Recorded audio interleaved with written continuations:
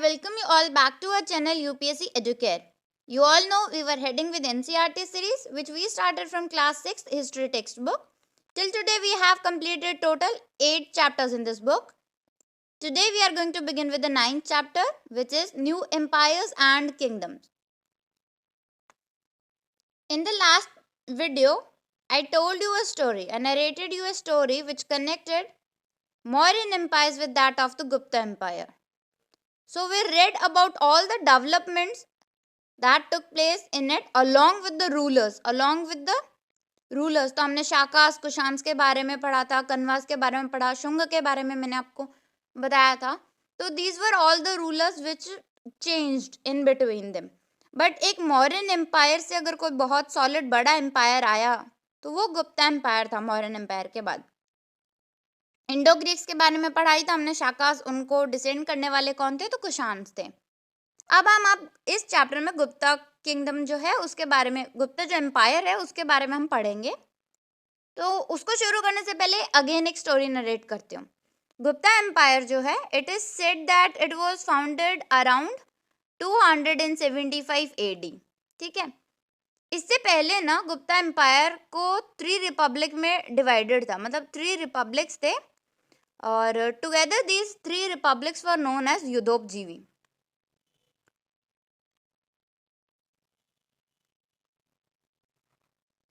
युद्धोपजीवी.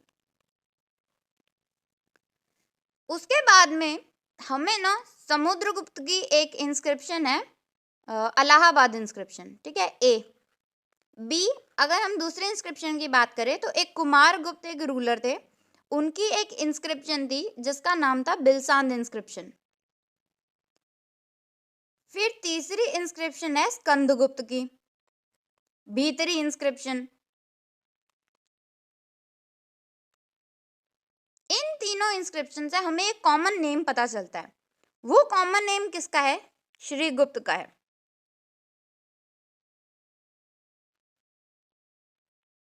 और ऐसा माना जाता है कि ये जो श्रीगुप्त है, ऐसा माना जाता है कि ये जो श्रीगुप्त है he was the first one to known among the Guptas. ठीक है. ये पहले है गुप्तास में जिनके बारे में हमारे पास कोई इन्फॉर्मेशन है. इससे पहले एज सच कोई हमें लार्ज स्केल पे गुप्ता के बारे में इन्फॉर्मेशन अवेलेबल नहीं है.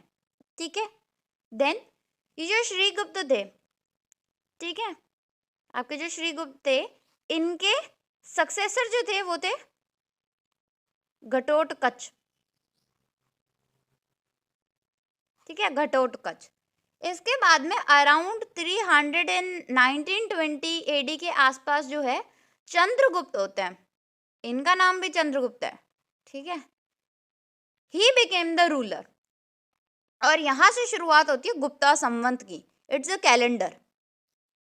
ठीक है. तो यहां से शुरुआत हो रही है गुप्ता संवत की. इन्होंने ये जो चंद्रगुप्त ये 1 है एक्चुअली, इसमें भी 2 है. ठीक है. इस एम्पायर में भी. तो ये जो चंद्रगुप्त 1 है इनकी लिच्छवी प्रिंसेस जो होती है उनसे शादी हो जाती है. लिच्छवी जो है वहीं की एक रिपब्लिक होती है, तो उनकी प्रिंसेस जो होती है ना कुमार देवी, ठीक है, उनसे शादी हो जाती है. एंड इन दोनों का जो बेटा होता है उनका नाम है समुद्रगुप्त. अब लिच्छवी की मतलब इतनी ज्यादा इंपॉर्टेंस थी कि जो समुद्रगुप्त है ना उन्होंने टाइटल लिया था कि मैं लिच्छवी दोहिता हूँ. ठीक है. तो पॉपुलर जो वो खुद को बहुत ज्यादा प्राउड फील करवाते थे ये बोलते हुए कि मैं लिच्छवी दोहिता हूँ. ठीक है. तो वो प्राउड फील कर रहे थे इस चीज को एक्सेप्ट करने में. तो अब बात करते हैं समुद्रगुप्त की. ठीक है. समुद्रगुप्त जो है ना इनके एक कोर्ट पोएट थे. ठीक है. इनके कोर्ट पोएट का नाम था हरिसेना. क्या नाम है? हरिसेना. इन्होंने ना एक प्रशस्ति लिखी है जिसको प्रयाग प्रशस्ति बोलते हैं.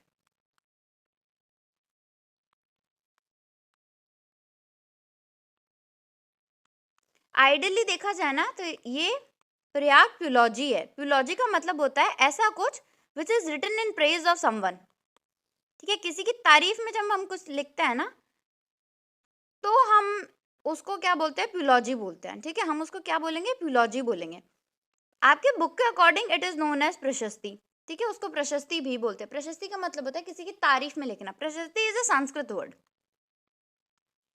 ठीक है, उसको इंग्लिश में प्यूलॉजी बोलते हैं। ओके,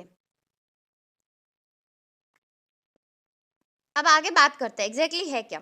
तो ये जो समुद्रगुप्त है ना, ये इंपॉर्टेंट है। इनके मदर जो है वो कौन सी क्लैन को बिलोंग करते हैं, लिच्छवी क्लैन। फादर कौन है, नाम क्या था, कुमार देवी।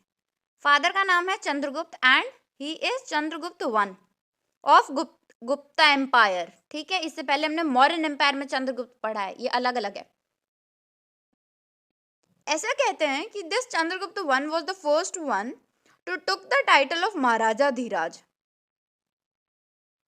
महाराजा अधिराज।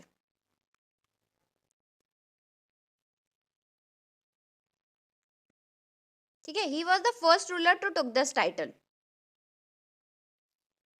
ओके, समुद्रगुप्त जो थे ना, he too acquired the same title.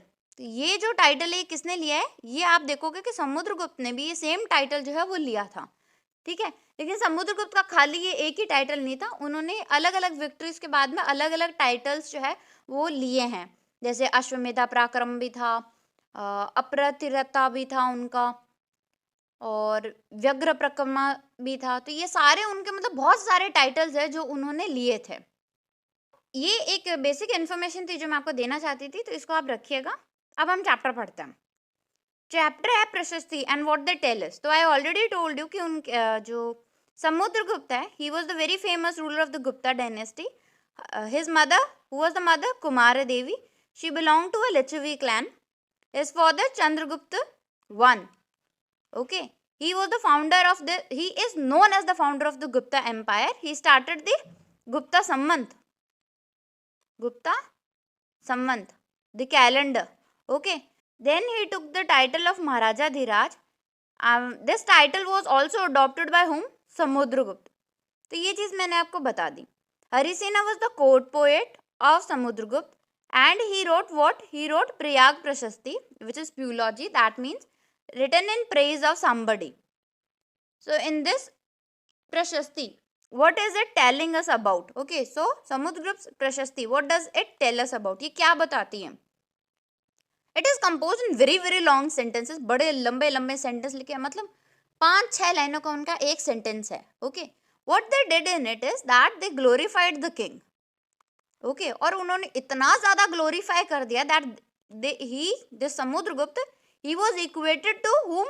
God. उन्होंने बिल्कुल भगवान के बराबर कर दिया इनका दर्जा। इन्होंने बोला कि बस भगवान है ना तो समुद्रगुप्त ही है। देखो यहाँ पे एक एक्स्ट्रा इन्फॉर्मेशन देती हूँ। हिस्टोरियन है V S Smith. Okay, he called Samudragupta as the Napoleon of India. Napoleon of India. Napoleon कहाँ के थे? He was from France. ठीक है, and he was a very good able commander. He acquired all of the Europe. Okay, he actually united all of the Europe except for Britain. Britain इनके under नहीं था, बाकी इन्होंने पूरे Europe को जो है यूनाइट कर दिया था, और रेस्ट जितने भी थे उन्होंने इनकी सुजरैनिटी जो है उसको एक्सेप्ट कर लिया था। ऐसे मतलब बहुत पॉपुलर थे ये। ही was a very popular ruler. ये एक एक्स्ट्रा इन्फॉर्मेशन है, थोड़ा ध्यान में रखिएगा। कई बार कई जगह हमें हम लोग एक्स्ट्रा इन्फॉर्मेशन जब गूगल वगैरह करते हैं तो हमें ये चीज़ें देखने को मिलती है एंड लेटर दे कंफ्यूज अस। तो यहाँ पे मैंने आपको ये एक्स्ट्रा इन्फॉर्मेशन दे दी है। You all can see this map. ठीक है, अब इस मैप में है क्या exactly? This map is drawn on the basis of the information which is provided by the प्रशस्ति composed by whom? Harisena. Harisena ने जो समुद्रगुप्त के ऊपर प्रशस्ति लिखी, उसी की बुनियाद पे ये मैप जो है ये ड्रॉ किया गया था। ठीक है, इससे ये पता चलता है कि समुद्रगुप्त के ना कुछ 4 पॉलिसीज थी जो उन्होंने 4 अलग अलग टाइप के रूलर्स के लिए अप्लाई की थी। तो हम जो है इसको पढ़ेंगे अभी। So starting from here with the Kushans. So ये जितना भी ब्लू कलर आपको दिख रहा है ना, it was all the empire of the Kushans. पूरा कुशान लोगों का जो है उनका एम्पायर था। Who were Kushans? They were descendant of Shakas. I already told you in the last video itself. पिछले चैप्टर में ये किया है हमने। तो कुशान्स जो थे वो शाका रूलर्स के डिसेंडेंट्स थे। इन्होंने क्या किया? They were the people who submitted to the Samudragupta and they even established the marital alliances by offering their daughters to the Samudragupta. Samudragupta के घर में ना अपनी बेटियों की शादी कर दी, और इससे क्या है, मैरिटल अलायंसेस इन्होंने बना लिए थे। ठीक है, तो इससे कुशांश जो है वो सेफ जोन में हो गए कि अब इनकी बेटियां हमारे घर में है, तो अपने ही बेटी का घर खाने तो आएंगे नहीं, तो समुद्रगुप्त का एम्पायर जो है इससे स्ट्रेंथन अप हो गया, श्योरिटी हो गई कि कुशाण तो कभी हम पे हमला नहीं करेंगे। Next, talking about the next one, let us talk about the Aryavarta first, the core. ठीक है, यहाँ पे टोटल कितने रूलर्स थे? 9 रूलर्स थे। समुद्रगुप्त ने ना इनको जड़ से उखाड़ के फेंक दिया था। Okay, Samudragupta what he did, he uprooted all these 9 rulers to establish his own empire. खुद का एम्पायर एस्टैब्लिश करने के लिए, उसको स्ट्रॉन्ग करने के लिए आस पास में जरूरी है कि सबसे पहले मेरे पड़ोसी एकदम मेरे हक में हो। ठीक है, तो इसने सारा कुछ एक्वायर करके खुद को स्ट्रेंथन अप किया। ठीक है, फिर धीरे धीरे पार्ट्स में जो अपने किंगडम को बहुत ज्यादा स्ट्रॉन्ग करके और एक एम्पायर में तब्दील कर दिया, converted his kingdom to an empire. Third one, let's talk about this pink shaded region.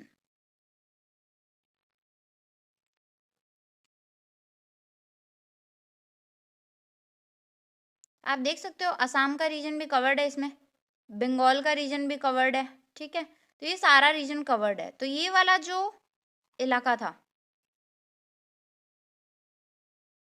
ठीक है, पूरे इस रीजन की बात हो रही है। तो इस रीजन को क्या बोलते थे? Inner circle.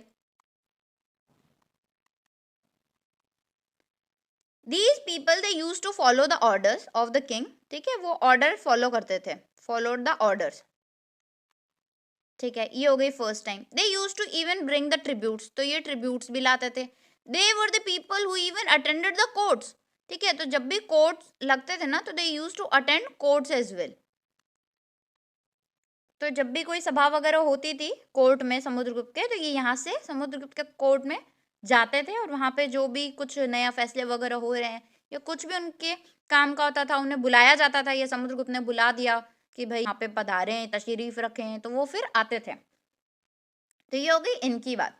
Now the left overs, who were these were the rulers. ये तो देखो कैपिटल सिटीज है। दक्षिण पथ, ठीक है, कल बताया था ना, दक्षिण मीन्स साउथ। सो दक्षिण पथ, पथ मतलब रास्ता, तो दक्षिण पथ मतलब जब साउथ की तरफ जाओ तब। तो यहाँ पे कुछ बहुत सारी सिटीज थी। ठीक है, ये उनकी कुछ एक कैपिटल जो है मार्क्ड है। Total of the 12 cities, 12 rulers थे मेजर यहाँ पे। ठीक है, अगर उनके बारे में बात करो तो these were the people who surrendered. इन्होंने पहले हथियार डाल दिया कि भाई हाँ हम ठीक है, हम सरेंडर कर रहे हैं, क्यों परेशान कर रहे हो, हम सरेंडर ही कर देते हैं। Because they surrendered, what Samudragupta did was that once he defeated all of these rulers, he then allowed them to rule again. Okay, he didn't discarded them. उनको बाहर निकाल के फेंक नहीं दिया कि तुम यहाँ से चले ही जाओ, नहीं, तुम हमें सरेंडर कर रहे हो, you are going to follow our orders. ठीक है, लेकिन I am allowing you people to rule but on my behalf. आप रूल करो, कोई दिक्कत नहीं है, लेकिन मेरे बिहाफ पे कर रहे हो, तभी तक करोगे जब तक मैं चाहता हूँ, तो मेरे खिलाफ मत जाना। So this was all the policies. So these were all the policies adopted by Samudragupta Maurya. These were the 4 different kinds of policies adopted for different kinds of rulers by Samudragupta. From where do we get to know it? By the Prashasti, which is composed by whom? Harisena. तो I hope आपको ये इतना समझ आया होगा। Moving to the next topic, it is genealogies. सबसे पहले इस वर्ड का मतलब क्या होता है? It is a list. ठीक है, in which let's make a list in which we are going to mention about your great great grandfather, then about your great grandfather, then about your father, about you, then your kids, your grandchild, your great grandchild. Okay, so this list continues. This list of generations where we are going to mention about your ancestors, such list is known as genealogy. So it is a list which consists of the names of all the ancestors. So it is known as genealogies. बहुत सारी प्रशस्ति जो mostly प्रशस्तिज है, they are mentioning about the ancestors of all the rulers, not just the Gupta empire, other rulers as well in the other empires. If we talk about genealogies, the Prayag Prashasti, it is talking about the Samudragupta, his great grandfather, his grandfather, then father, mother. Who was the mother? Kumara Devi, who belonged to the Lichvi clan. How his father was the first ruler of the Gupta dynasty, who started the your Gupta Samvant. He adopted the title of Maharajah Dhiraj, which was again adopted by whom? Samudragupta. His great grandfather and grandfather, they were simply known as Maharajas.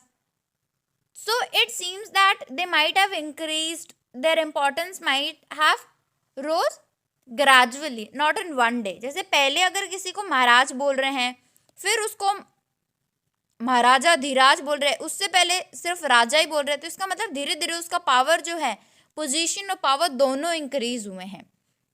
यह हमें इस एक चीज से पता चलता है. समुद्रगुप्त जो है ना, उनकी जो ये एंसेस्टर्स की लिस्ट है, इन सब में हमें ये भी पता चलता है कि उनके बेटे का नाम क्या था? चंद्रगुप्त सेकंड था. ठीक है. और इनके बारे में हमें कॉइन्स से भी पता चलता है, सिर्फ इंस्क्रिप्शन से नहीं पता चल रहा है. तो इंस्क्रिप्शन से तो पता चल ही रहा है, कॉइन से भी हमें इसके बारे में पता चल रहा है. We even came to know that he was the one who led the expedition to the western India, and over there he encountered whom? The last Shaka rulers. तो लास्ट के जो शाका जो रूलर्स थे, उनसे इनकाउंटर इन्हीं का हुआ था. और ऐसा माना जाता है कि his court was actually full of very learned people. ठीक है. So this is something we get to know from all this. Next is Harshavardhan and Harshacharita. Harshacharita is the biography of whom? Harshvardhan. Biography means it contains details about whom? Harshvardhan. Details of whom? Harshvardhan. ठीक है. There is a difference in autobiography and biography. Auto word means self. If somebody is writing about his or her own self, it will be the autobiography. But if somebody else is writing, it will be biography. Like if I am writing on my life, it will be my autobiography. Okay. But if you are writing on my life, it is biography. I hope आपको ये इतना समझ आया हो. So what we get to know from all this, ठीक है, इस सब से हमें क्या पता चल रहा है क्या नहीं, ये सारा जो है हम पढ़ते हैं. ठीक है. Harshvardhan was a ruler around 1400 years ago. He was king of Thaneshwar. Thaneshwar एक प्लेस है, वहाँ के जो है ना ये किंग थे. ठीक है. उनके एक कोर्ट पोएट थे, जिनका नाम क्या था? कोर्ट पोएट मतलब उनके कोर्ट में जो पोएट थे, उनका नाम क्या था? बनाभट्ट. He was the author of the book called Harshacharita, which is the biography of Harshvardhan. Okay. During his reign, Xuanzang, he was a Chinese traveler. He traveled to India. He stayed in Harsha's court and he left a detailed account on what he saw. अगर आप कहीं जा रहे हो तो आप कुछ incidents देखोगे और आप उसको नोट डाउन कर लोगे. ये सेम काम जो है वो हर्षा के कोर्ट में जब जुआनजांग आए थे, ठीक है, तो उन्होंने भी ये काम किया. ओके. देन इनके एक ब्रदर इन लॉ थे and he was a ruler of Kannauj who was killed by whom? The ruler of Bengal. Okay. यानी हर्षवर्धन के जो जीजू थे, ठीक है, जीजा जी, इनके बहन के हस्बैंड जो थे. Okay. So brother in law. So ये जो ब्रदर इन लॉ है ना, ये कहाँ के रूलर थे? कन्नौज के. कन्नौज पे हमला करता है कौन? बंगाल का रूलर. और वो इस हमले में जो है कन्नौज की जो रूलर है, जो इनके ब्रदर इन लॉ है, वो मारे जाते हैं. So it has a story behind it कि जब उनको मार दिया जाता है तो हर्षा की जो सिस्टर होती है, she is about to commit suicide. वो किसी पहाड़ पे चली जाती है और वहाँ से जंप करने वाली होती है. तो हर्षा जो है वो वहाँ पहुँचते हैं और वो अपनी सिस्टर से रिक्वेस्ट करते हैं कि please you come down, don't do so, and I swear that I will kill the ruler of Bengal. ठीक है, मैं बदला लूंगा, मैं वादा करता हूँ तुझे, प्लीज़ तू जो है ना, प्लीज़ यहाँ से नीचे उतर के नीचे आ जा, प्लीज़ डोंट कमिट सुसाइड. तो वो बहुत ज़्यादा रिक्वेस्ट करता है. ठीक है.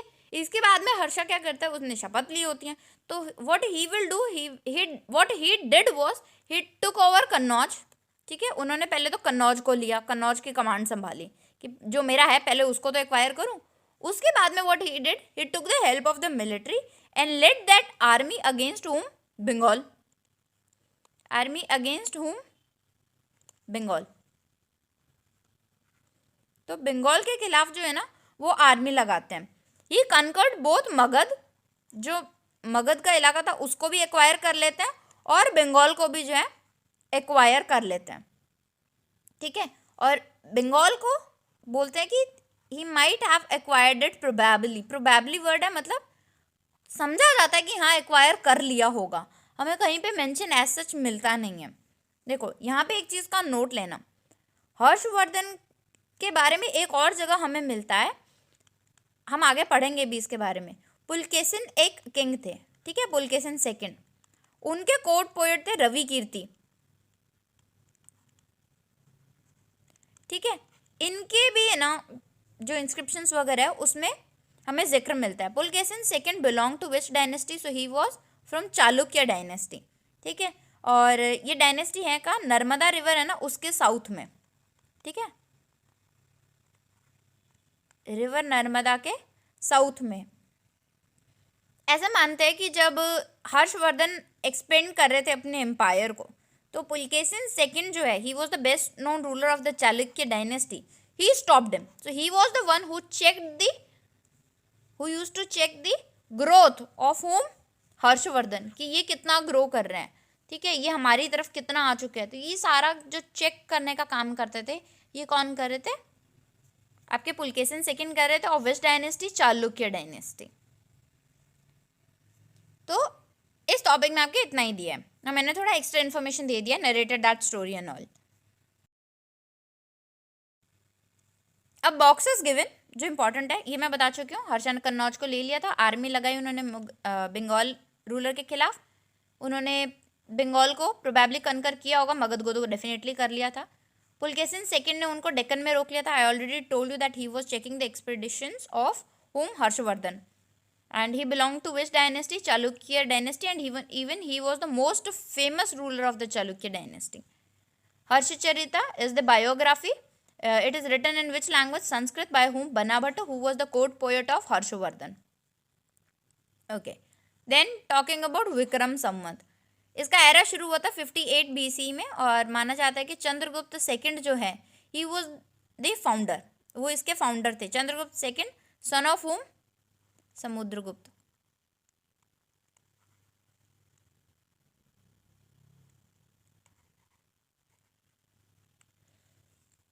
Okay, then it is said that ये कैलेंडर इसलिए शुरू किया गया था because he wanted to commemorate the victory over the Shakas. उन्होंने शाकाज पे जीत हासिल की थी, और इस चीज़ को यादगार बनाने के लिए उन्होंने 58 BCE में जो है विक्रम संवत की शुरुआत की थी, और यहीं पे उन्होंने एक टाइटल जो है अज्यूम किया था, and the title was Vikram Aditya.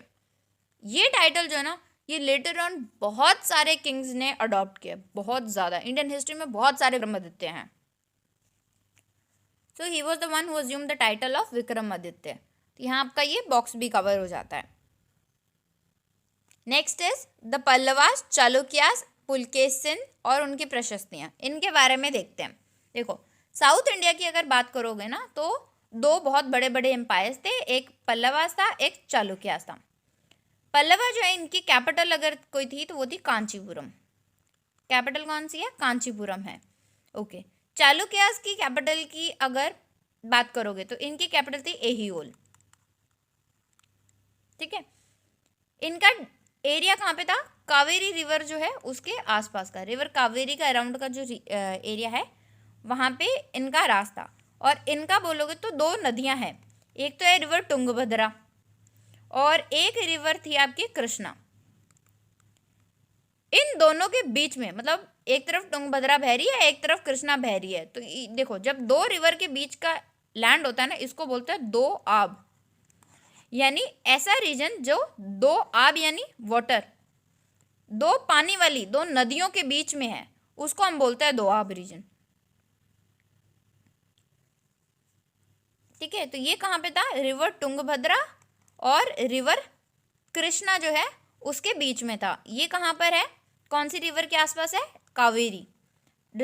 आपको ना इसमें कंफ्यूज नहीं होना है, पल्लवास जो है वो कावेरी है, चालुक्यास जो है वो कृष्णा है।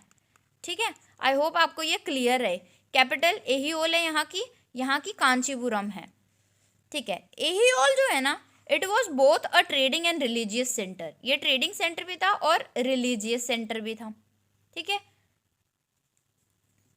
What they both use to do, ये पल्लवास चालुक्य पे हमला करते थे और चालुक्यास जो है ये पल्लवास पे हमला करते थे। तो they use to raid each other, वो एक दूसरे पर अक्सर जो है ना हमला करते ही रहते थे, ठीक है। They use to raid each other.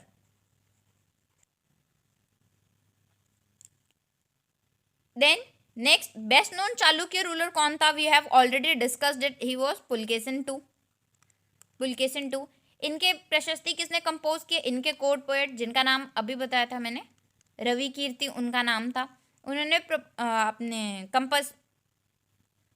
उन्होंने प्रशस्ति कंपोज की, उसमें उन्होंने उनके एंसेस्टर्स के बारे में बताया और उन्होंने ये बताया कि जो पुलकेशिन सेकंड थे इन्होंने बहुत सारे एक्सपीडिशंस किए थे, ओके। तो ईस्ट में भी उनका एक्सपीडिशन रहा, वेस्ट में भी रहा, ठीक है। ईस्टर्न कोस्ट पे भी और वेस्टर्न कोस्ट पे भी उनका एक्सपीडिशन जो है रहता था, मतलब वो अपनी आर्मी भेजते थे, युद्ध वगैरह करते रहते थे। He was the one who check the advances of him, Harsha. तो हर्षा को भी जो है वो चेक में रखते थे कि कहीं ऐसा ना हो कि गले को ही आ जाए, बिल्कुल सर पे आके खड़ा हो जाए आर्मी लेकर के, तो वो ये भी मेंटेन करके रखते थे। And they even use to attack the Pallavas, ठीक है। पल्लवास और चालुक्यास एक टाइम तक ना बहुत बहुत पावरफुल रहे, दोनों ही, ठीक है, दोनों पावरफुल थे।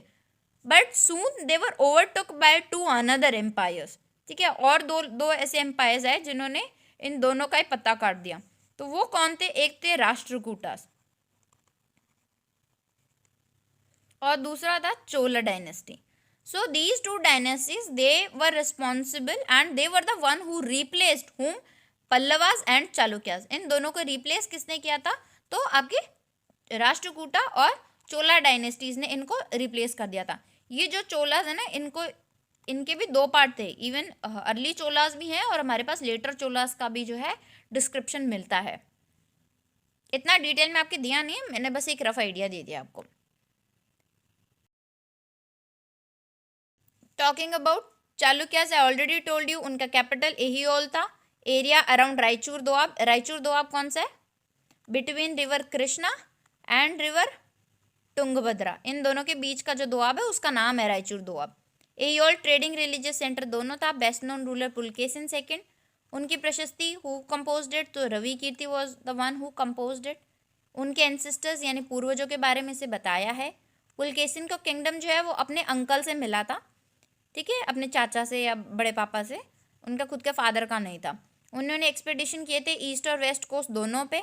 Even he was the one who check the advances, who check the expeditions of hmm, Harsha. He attacked the Pallavas और Pallavas too use to attack the Chalukyas. Both Pallavas and Chalukyas were later replaced by hmm, Rashtrakutas and Chola dynasty. तो ये जो है मैंने आपको बता दिया। Now we will cover how were these kingdoms administered, okay, what was the administration system in these kingdoms। अब kingdoms हम पढ़ तो रहे हैं, ठीक है, इनमें एडमिनिस्ट्रेशन कैसे हो रहा था, रूल कैसे हो रहा था, रूलर्स कौन है ये पता चल गया, रूल कैसे कर रहे थे वो, ठीक है। जैसे हमारे दो टर्म्स होती है, एक होती है गवर्नमेंट, एक होता है गवर्नेंस। सरकार कौन सी है और सरकार चल कैसे रही है, वो काम क्या कर रही है, ठीक है, आम जनता के लिए वो काम क्या कर रही है, वो होता है गवर्नेंस। वैसे ही एडमिनिस्टर करना, रूलर का होना और रूल करना दो अलग अलग चीज़ें हैं। रूलर कौन है वो हमने देख लिया, और वो रूल कैसे कर रहे थे, मैनेजमेंट कैसा था उनका, वो पढ़ना है हमें। तो हमें एडमिनिस्ट्रेशन को पढ़ना है कि उस टाइम पे एडमिनिस्ट्रेशन कैसा था। रेवेन्यू, ऑब्वियसली लैंड रेवेन्यू जो है वो सबसे ज़्यादा इंपॉर्टेंट रहा होगा, ज़मीन पे खेती होती थी तो उससे जो है वो कुछ टैक्स ले लेते थे, तो land revenue was the most important source. Basic unit क्या होगी एडमिनिस्ट्रेशन की, even today if you are going to look, we have a central government, we have a state government, then we have at grass root level the panchayat. और ये पंचायत होती कहाँ है, obviously in your villages, ठीक है। तो village has been the basic unit of administration. उस time पे भी जो है विलेज का एक बेसिक एडमिनिस्ट्रेशन यूनिट थी ना, एक बेस लेवल का, तो वो क्या था, आपके विलेजेस से थे। किंग्स ने बहुत सारे स्टेप्स लिए थे ताकि उनको सपोर्ट मिल सके from all the possible means, ठीक है। तो इकोनॉमिक सपोर्ट भी उन्हें चाहिए था, उनके पास पैसा होना चाहिए, कल को अगर कोई युद्ध कर दे हम पे तो we must have income to support a military, हमारे पास मिलिट्री होनी चाहिए प्रोटेक्शन के लिए, कि ऐसे कोई युद्ध भी ना कर दे, तो we must be militarily powerful, economically powerful. खाली मिलिट्री से काम नहीं चलेगा, लोगों के दिल में भी जगह होनी चाहिए। If people won't like you they will overthrow you, so you must have a strong social base. तो आपका सोशल बेस भी स्ट्रॉन्ग होना चाहिए। Then you should have a strong political base. अगर आपके आसपास के लोग आपके खिलाफ षड्यंत्र करने लगे, if they are going to turn against you, you won't be able to survive for long. So it is important that people around you, they are supporting you, you are having a political support as well. So he took all the major steps which was required to secure support, okay, support for himself. From which sides? From economic side, from social side, political side and military side. So all the people who were powerful in these fields, whether you're economic, social, political or military, he kept those people in his side. Okay, अब अगर कोई economically strong है, जैसे आज अंबानी अडानी है, तो government Ambani Adani के खिलाफ कोई भी फैसला नहीं सुनाएगी। अगर उसके अगेंस्ट जाएंगे तो दिल स्टॉप फंडिंग, और उन्होंने टैक्स बंद कर दिया तो ordinary people is going to suffer, और ऑर्डिनरी पीपल अगर सफर करेंगे तो they will do mass protest, और वो मास प्रोटेस्ट करेंगे तो ब्रिटिशर्स को बाहर निकाले तो गवर्नमेंट को भी ओवरथ्रो किया जा सकता है। पॉलिटिकली स्ट्रांग होना क्यों जरूरी है? आज अगर किसी सीएम के पास पावर है, अगर मोदी जी के पास पावर है, it is because he is having support from MPs. If he will turn against MPs, if all the MPs will turn against him, his government will fall within one day, within few hours or few minutes you can say. ठीक है, अगर सारे MP Modi ji के खिलाफ हो जाए तो जनता जो आपकी सत्ता है वो तो बस यूं सेकंडों में फिसल जाएगी मोदी के हाथ से. तो पॉलिटिकल स्ट्रांग बहुत जरूरी है, सोशल स्ट्रांग जरूरी है, इकोनॉमिक स्ट्रांग आपका स्ट्रांग होना बहुत जरूरी है. Then you need military strength. ऐसे तो चाइना कभी भी हम पे आकर के हमला कर देगा, but we have a strong military, हमारी बॉर्डर्स प्रोटेक्टेड है. ठीक है, तो इंटरनली एक्सटर्नली दोनों स्ट्रांग होना जरूरी है. तो इन्होंने बेस्ट पॉसिबल कोशिश की कि इनको सबका सपोर्ट मिल सके. जितने भी एडमिनिस्ट्रेटिव पोस्ट थे ना वो हेरिडिटरी थे. अभी की तरह नहीं है कि एग्जाम दिया, पास किया और आप जॉब लग गए. ठीक है, आपने अच्छी रैंक स्कोर की है तो आपको आपका अच्छा डिस्ट्रिक्ट मिल रहा है, आप जो चाह रहे हो वो मिल रहा है. ये हो गया वन केस. सेकेंड केस, अगर पॉलिटिकल पोस्ट की बात करो तो ऐसा नहीं है कि बिकॉज आपके पापा के पास ये पोस्ट थी, आपके दादा के पास थी, तो आज ही आपके पास भी. No, you will have to face election, that too for every 5 years. हर 5 साल में होगा. And even if the government had bad chance, we will have by elections जो पहले ही हो जाएंगे 5 साल से पहले ही. तो ये सारी सिचुएशंस भी हो सकती है, लेकिन तब ऐसा नहीं था. उस टाइम की एडमिनिस्ट्रेटिव पोस्ट जितनी भी थी वो सारी हेरिडिटरी थी, बिकॉज योर पेरेंट्स और your grandparents owed it, तो ये जगह आपको भी जो है वो मिल रही है. ये सारी सिचुएशन जो है वो पहले चल रही थी. ओके, अब ये जो हेरिडिटरी तो थी ही, साथ साथ में one person was given various post. एक इंसान को बहुत सारी पोस्ट भी है ना जो दे दी जाती थी. लाइक यू कैन सी हमारे जो वाइस प्रेसिडेंट होते हैं, he is also the chairperson of your Rajya Sabha, वो राज्यसभा के चेयरपर्सन. वैसे ही जैसे आपके प्राइम मिनिस्टर है वो हेड है नीति आयोग के भी, तो ऐसे एक ही इंसान की बहुत सारी पोस्ट हो सकती है. देखो इसका डिफरेंट कॉन्सेप्ट है. ओके, ये ऑफिस ऑफ प्रॉफिट में काउंट नहीं होती है. There are 2 different concept with regards to this. मैं बस एग्जांपल दे रही हूँ कि एक इंसान 2 अलग जगह पे भी हो सकता है. जैसे कोई एमपी भी है, वो मिनिस्टर भी हो सकता है. ठीक है, तो द सेम थिंग. तो यहाँ पर क्या है, हरिसेना के एग्जाम्पल दिया है. He was the court poet, we know it. इनके पास कुछ पोस्ट वगैरह थी. ही वॉज नोन एज महादंड नायक. दंड यानी पनिशमेंट, नायक यानी one who will give it. So he was a chief judicial officer. Judicial officer था. आज हमारे पास सीजेआई होते हैं ना, सीजेआई है, चीफ जस्टिस ऑफ इंडिया. तो जुडिशियल ऑफिसर्स हैं हमारे पास, जज वाली पोस्ट है. तो ये जो है ना, ये मेन जुडिशियल ऑफिसर थे. सो महादंड नायक. Second, he was also the कुमार अमात्य. कुमार अमात्य की पोस्ट का मतलब होता है बहुत इंपॉर्टेंट रूलर है जिनका मिलिट्री जनरल के लेवल का हो गया. उसके बाद संधि विग्रहिता. संधि का मतलब होता है एग्रीमेंट्स, ट्रीटी जिसको बोलते हैं. ट्रीटी, ठीक है।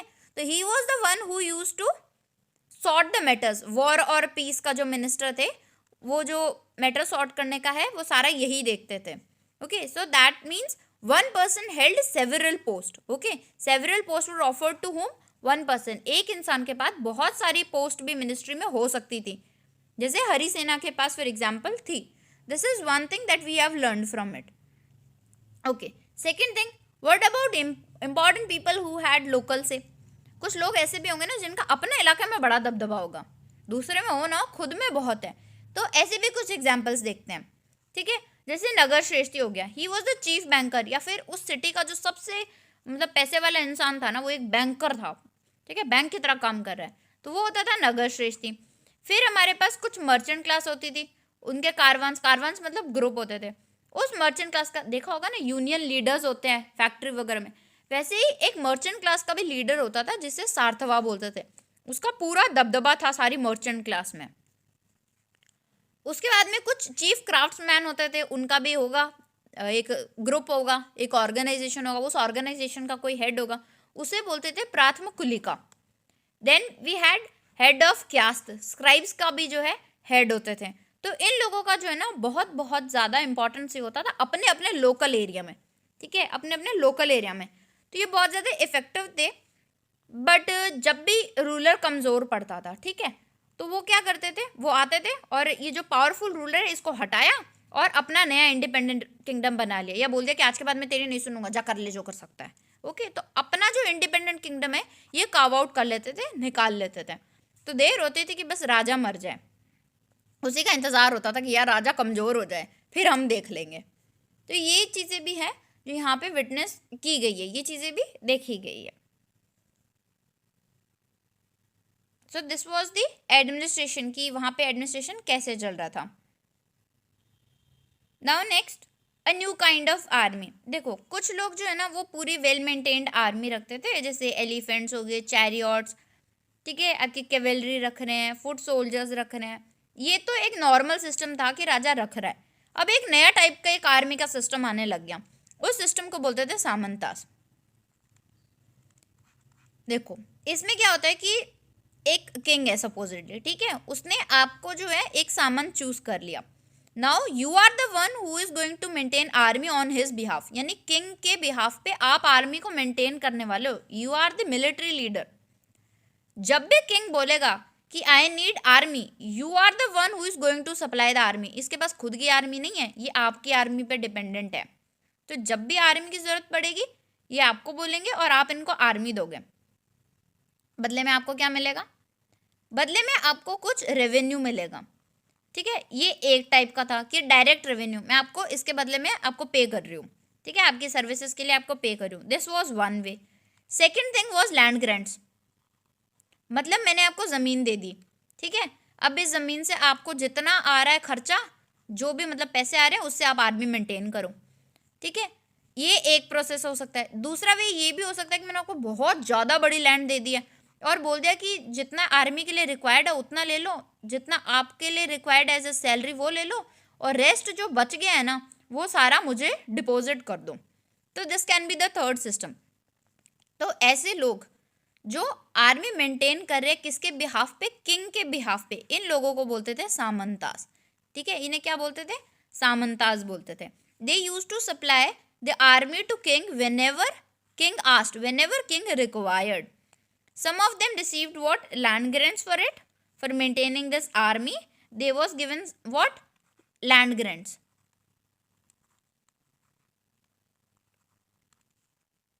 Whenever the ruler will become weak, जब राजा कमजोर पड़ चुका है, और मुझे पता है कि ये कमजोर हो गया है, ठीक है, आपको भी पता है ये बात।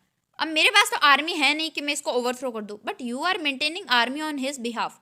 कल को आप बोलो, ये आपको बोले आर्मी लाओ, आप बोल दो नहीं लाऊंगा, इसके पास तो खुद की आर्मी नहीं है, और ये रूलर भी इतना स्ट्रांग नहीं है कि आपको दबा सके, कहीं और से किसी दूसरे सामंत को बोले और ले आए, नहीं, उसको आपको ये भी पता है कि दूसरा सामंत भी नहीं सुनेगा, इसकी कमजोरी का फायदा उठाएगा। तो इस टाइम पीरियड में क्या होता था ना कि वो राजा से कट लेते थे कि चल आज के बाद नहीं देंगे हम कुछ भी, जा कर ले जो कर सकते हैं। तो ये अपना सेपरेट किंगडम जो है अगेन बना लेते। तो बहुत सारे जब रूलर्स वीक हुए ना, मेन रूलर्स, तो बहुत सारी इंडिपेंडेंट जो है किंगडम्स वगैरह वो अपीयर होने शुरू हो जाते हैं, और यहीं पे जो मेजर एम्पायर, जो मेन एम्पायर होता है, उसका डिसइंटीग्रेशन, उसका पतन शुरू हो जाता है. So this was all described in this particular topic. Next topic is assemblies in the southern kingdom. अगर साउथ साइड में जाओगे तो वहाँ का लोकल एडमिनिस्ट्रेशन सिस्टम है, वहाँ पे आप देखोगे कि बहुत सारे डिवाइड ग्रुप में जो है लोग डिवाइडेड है. ठीक है, पल्लवा की जो इंस्क्रिप्शन है ना, उससे हमें पता चलता है कि बहुत सारी लोकल असेंबलीज थी. ठीक है, जिनमें से एक थी सभा. जितने भी ब्राह्मण लैंड ओनर्स थे ना विलेज के, उन सब ने मिलकर के एक ग्रुप बनाया, और उस ग्रुप को क्या बोला उन्होंने, सभा नाम दिया. इस सभा में बहुत सारी अलग अलग कमिटीज बना ली कि आप इस मुद्दे पे काम करोगे 4-5 जने, आप 4-5 लोग इस मुद्दे पे काम करोगे, आप 4-5 जने इस मुद्दे पे करोगे, और आप 4-5 लोग जो है वो इस मैटर को एड्रेस करोगे जब भी हमारी सोसाइटी में अरोज होगा. ठीक है, राइज होगा matters. So these were ruled by what, सब कमिटीज. तो बहुत सारी सब कमिटीज जो है वो असिस्ट करती थी इस सभा को, और उसकी मदद से ये सभा जो है वो चलती रहती थी. ये हो गया first category. Talking about second category, village assembly. गांव की जो ग्रुप, जितने भी लैंड ओनर्स, देखो ब्राह्मण लोगों ने एक सभा बना ली. ठीक है, ब्राह्मण लैंड ओनर्स ने, तो बाकी के लैंड ओनर्स, सारे लैंड ओनर्स ब्राह्मण से थोड़ी थे, और कास्ट के भी होंगे. तो बाकी जितने भी लैंड ओनर्स थे एक्सेप्ट दोज ब्राह्मण्स, उनको अगर एक्सक्लूड कर दिया जाए, तो जो रिमेनिंग लैंड ओनर्स थे, ठीक है, remaining ones, your all the remaining land owners, what they did, they formed another group and that group was known as village assembly. उस ग्रुप को, उसको क्या बोला गया, विलेज असेंबली बोल दिया. सो ये हो गई आपकी सेकेंड कैटेगरी. थर्ड वाज नगरम. ये एक मर्चेंट ऑर्गेनाइजेशन थी. जितने भी मर्चेंट्स थे, ठीक है, वो क्या करते थे, obviously they are very powerful. आज Ambani Adani they are powerful because they are economically powerful. ये क्या करते थे, जितने भी रिच और पावरफुल लैंडलॉर्ड्स थे, ठीक है, या मर्चेंट्स थे, उन सबको कंट्रोल करने का काम करते थे नगरम. ठीक है, अब बहुत सारे मर्चेंट्स हैं, मान लो इसमें 10 मर्चेंट है. ठीक है, 10 मर्चेंट है. अब एक बहुत ज़्यादा करने लग गया. ठीक है, बहुत ज़्यादा ही खुद को अजर्ट करने की कोशिश कर रहा है ग्रुप में, तो बाकी 9 साथ आकर के बोलेंगे हाँ भाई टिक जा, बैठ जा, सब मिल करके काम करेंगे, मिल बांट के काम करना है. ठीक है, तो एक को टिका दिया. कोई और इन पे अगर आता तो ये मर्चेंट्स है, ये सप्लाईज बंद कर देंगे, आप मांगते रहो, हम आपको ला के नहीं देंगे. ये एक ने अगर किसी एक को भी कुछ कह दिया तो बाकी सब बोलेंगे आज के बाद इसको सामान नहीं देना है, इसको सेल आउट नहीं करेंगे. तो इस तरीके से जितने भी पावरफुल लैंड ओनर्स थे या जो भी मर्चेंट्स थे, इन सबको रेगुलेट करने के लिए जो मर्चेंट का ऑर्गेनाइजेशन बना था, उसको बोलते हैं नगरम. तो हमने सदर्न साइड में 3 कैटेगरीज देख ली. सभा देख ली, जितने भी ब्राह्मण्स हैं, ब्राह्मण लैंड ओनर्स, उनकी असेंबली थी सभा, सब कमिटीज के थ्रू फंक्शन कर रही है. Village assemblies other than these ब्राह्मण लैंड ओनर्स, तो वो कौन थे, उर्मे. मर्चेंट्स का जो ऑर्गेनाइजेशन बना वो क्या है, नगरम. ये बेसिक है, इसको याद रखना ही है.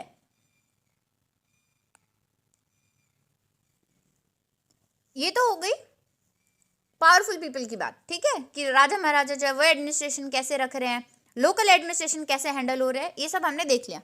Now will look after the ordinary people in the kingdom. Okay, so here you are going to witness a name known as Kalidas. इनका नाम आपने सुना ही होगा, कालिदास. ठीक है,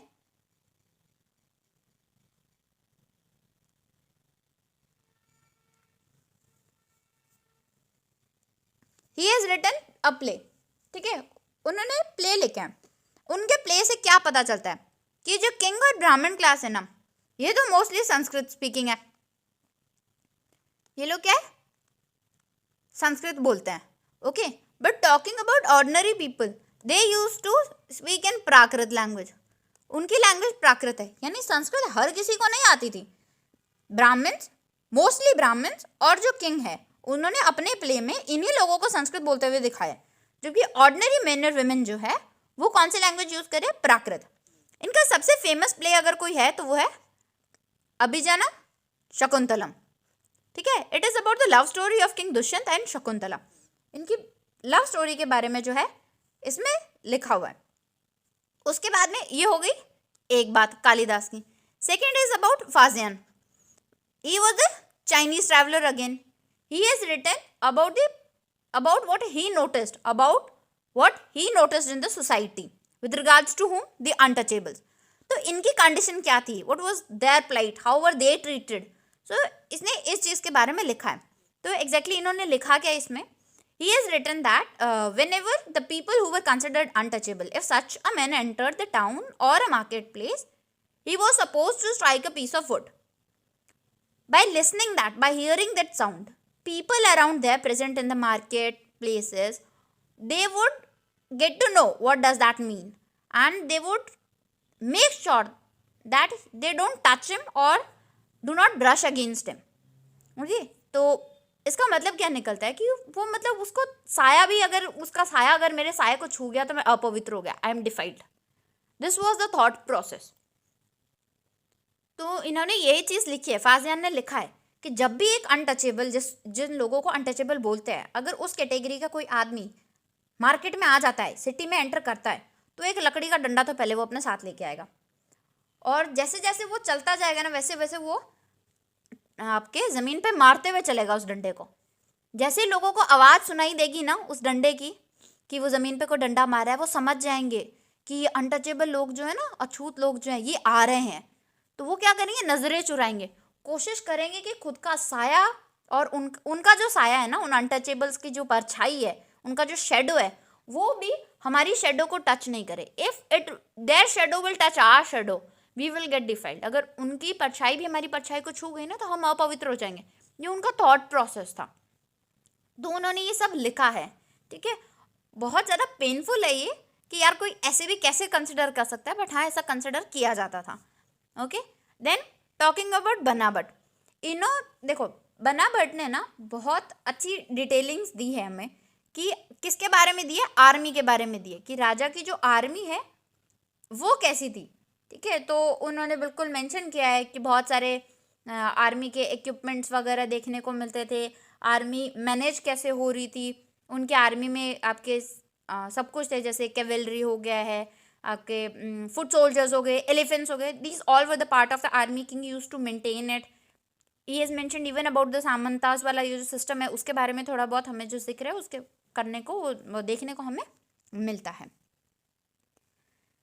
ये हो गया। अब हम दो स्टोरीज बताएंगे। जो पहली है वो है a fisherman finds a ring, ठीक है। ये आपके एक बॉक्स दिया हुआ है, इसके बारे में जो मैं प्ले अभी हमने बात की थी ना, कालिदास का प्ले है, मोस्ट फेमस प्ले कौन सा है, Abhijnanam Shakuntalam. It is a love story of king Dushyant and queen Shakuntala, ठीक है। उनकी वाइफ होती है शकुंतला, इन दोनों की जो है एक लव स्टोरी है। तो इसी में एक स्टोरी में एक पार्ट होता है फिशरमैन फाइंड्स अ रिंग का।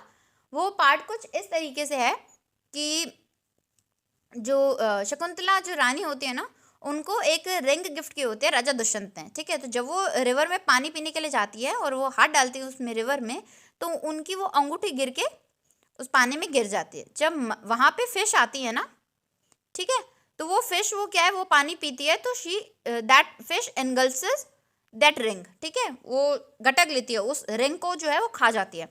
फिर एक फिशरमैन आता है, वो नेट लगाता है और फिश को कैप्चर करके चला जाता है। जब वो उस फिश को कट करता है ना मीट बनाने के लिए, तो वो देखता है कि उसमें एक रिंग है, ठीक है, एक रिंग मिलती है।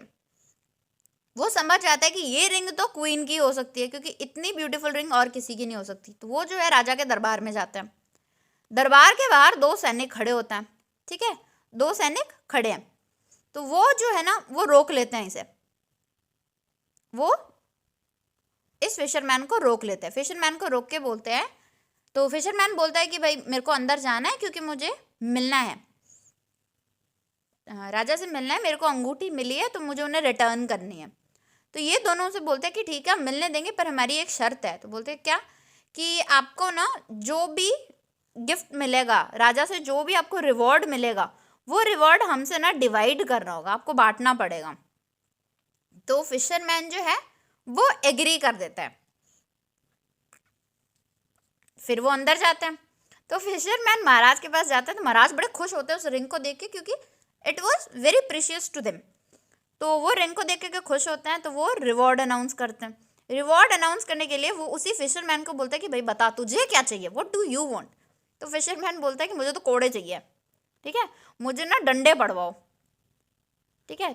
तो एक बेल्ट होती है जिसमें ना चेन लगी होती है, ठीक है, एक बॉल होती है आगे, तो उसे वो बोलता है कि मुझे ना कोड़े पड़वाओ, मेरे को हंटर से या किसी भी चीज़ से बस कोड़े पड़ने चाहिए, मुझे 200 कोड़े दे दो।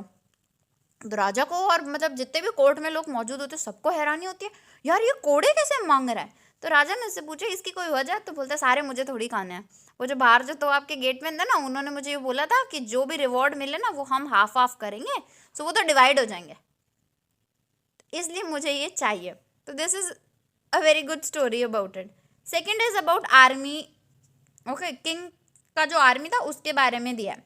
देखो, किंग जब भी ट्रेवल करता था तो वो सारे इक्विपमेंट जितने भी वेपन वगैरह होते हैं वो सारे तो कैरी करते ही थे, उनके डेली यूज़ का सामान, क्योंकि एक दिन की तो बात नहीं है। तो वो पॉट पैन फर्नीचर, ठीक है, अपना जो कुछ भी रिक्वायर्ड होता था ना, गोट बियर रैबिट, जितना वेजिटेबल स्पाइसेस और बहुत सारे एनिमल्स, कैमल्स, एलिफेंट, सब कुछ ना वो जाते थे। ह्यूज आर्मी जाती थी। तो ड्रम बीट करने वाले भी जाते थे, हॉर्न्स बजाने वाले भी, ट्रम्पेट्स बजाने, ट्रम्पेट्स वो जो ऐसी होती है ना टूनी टाइप में, ठीक है, ऐसी होती है। ओके, तो ये होती है ट्रम्पेट। तो ये सारा मतलब ड्रम वगैरह जो है आर्मी अपने साथ कैरी करती थी। उसके बाद में विलेजेस जो थे ना, जो मतलब गांव, जहाँ पे गांव है उसके पास पास जहाँ भी वो रुकते थे, जिस भी विलेज के आसपास, उस विलेज की ड्यूटी होती थी to provide the hospitality. Hospitality means अगर आप कहीं पर रुके हो तो आपको वहाँ पे कुछ चीज़ें चाहिए होगी ना, तो बेसिक जो आपकी नीड्स है, जो कुछ आपको रिक्वायर्ड है, वो आपको प्रोवाइड कौन करेगा? जिस भी विलेज के आसपास आप रुक रहे हो वो प्रोवाइड करेंगे। तो गुड़ वगैरह, दही हो गया, फ्लावर्स हो गए, जो जितने एनिमल्स ये लोग कैरी कर रहे हैं आर्मी वाले, तो उनके एनिमल्स के लिए खाना भी चाहिए, तो फॉडर प्रोवाइड करना है। तो वो सारा जो है आसपास के गांव के लोग जो है वो करते थे। आर्मी जब जाती थी ना तो यार पीछे से डिस्ट्रक्शन बहुत ज़्यादा होता था, क्योंकि अगर एलिफेंट्स आ रहे हैं, एनिमल्स आ रहे हैं, तो they can not be controlled, you can not order them to sit and they will sit. वो ह्यूमंस नहीं है कि आपने बोल दिया और वो बैठ गए। तो कई बार एलिफेंट्स जो है वो उनसे कंट्रोल नहीं हो पाते थे, जिसकी वजह से they would walk in to somebody's house, वो झोंपड़ियों की तरफ चले जाते थे तो वो गिरा देते थे, ट्रेम्पल डाउन दी हट्स, ठीक है। उसके बाद में जो ऑक्सन जो होते थे वो ऑफन दे यूज टू, जो आपके बैल वगैरह हो गए, बुल वगैरह, तो दे ऑक्सन वगैरह जो है they use to they usually yoke to the caravans of merchants, भाग जाते थे, ठीक है। और वो इस सारा जो भी कन्फ्यूजन नॉइस केओस होता था ना, उससे सब बहुत ज़्यादा परेशान थे। यॉक का मतलब क्या होता है? यॉक means attack. Okay, they use to attack. तो ये सारा कुछ है, और ये सब में हमें कहाँ देखने को मिलता है? बना भट्ट ने इस बारे में जिक्र किया, ठीक है। तो बना भट्ट ने अपने इंस्क्रिप्शंस में इस चीज़ों के बारे में लिखा हुआ है, ठीक है। So with this your chapter ends. I hope आपको सबको समझ आया हो। इन केस आपको कोई डाउट हो तो you can comment and ask me, ठीक है। आपको ये PDF मिलेगी UPSC एडुकेयर के टेलीग्राम चैनल पे, ठीक है। 0918 लगा के आप, इसका यूज़र नेम है, तो आप इसे सर्च कर सकते हो वहाँ पे आपको PDF प्रोवाइड कर दी जाएगी। वहाँ पे ग्रुप बना हुआ है, इफ़ यू वांट मैसेज में ओवर देयर, आप मुझे मैसेज कर सकते हो वहाँ पे। अब मुझसे कोई भी डाउट है तो वो पूछ सकते हो, अब यहाँ कमेंट में कर सकते हो, पूछ सकते हो, ठीक है। I think I have added valuable information with you people, ठीक है। होप करती हूँ आपको सब कुछ अच्छे से समझ आया होगा। In case you have any doubt तो आप मेरे को टेक्स्ट करके जो है पूछ सकते हो, okay. Feel free to ask. Now I would like to take your leave for today. Thank you for attending the class. Thank you.